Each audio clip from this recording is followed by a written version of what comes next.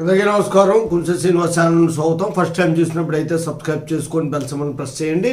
నేను చెప్పినటువంటి ఈ కేసు గురించి వింటే మీకు కూడా చాలా బాధ అనిపిస్తుంది. ఎందుకంటే 84 సంవత్సరాల వయసు ఉన్నటువంటి ఒక వ్యక్తి అనేక కోట్ల చుట్టూ తిరిగి ఈరోజు నిర్దోషిగా బయటపడ్డాడు. ఏం జరిగిందంటే ఉమ్మడి రోడ్డు రవాణా సంస్థలో ఒక చిన్న గుమస్తాగా పనిచేస్తున్నటువంటి ఒక ఆయన పేరు జాగేశ్వర్ ప్రసాద్ అవాద్య. ఈయన 1986లో 100 రూపాయల లంచం తీసుకుంటూ దొరికాడు. దొరికిన తర్వాత కేసు పెట్టారు, అరెస్ట్ చేశారు, బెయిల్ మీద బయటకు వచ్చాడు. 1986 గుర్తుపెట్టుకుని జాగ్రత్తగా ఆయన అనేక కోర్టులు తిరుగుతూ హైకోర్టు నుండి ఈ మధ్య కాలంలోనే నిర్దోషిగా బయటపడ్డాడు. గౌరవనీయులైన నిర్దోషిగా బయటపడ్డాడు. 39 సంవత్సరాల తరువాత ఆయన ఈరోజు బయటకు వచ్చాడు. రిటైర్మెంటు అందులోనే అయిపోయింది.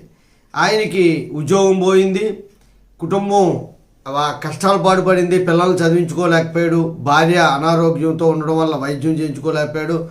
గవర్నమెంట్ ఉద్యోగస్తుడు అన్న పేరు పోయి అందరూ కూడా బంధువులు అందరూ దూరం అయ్యారు.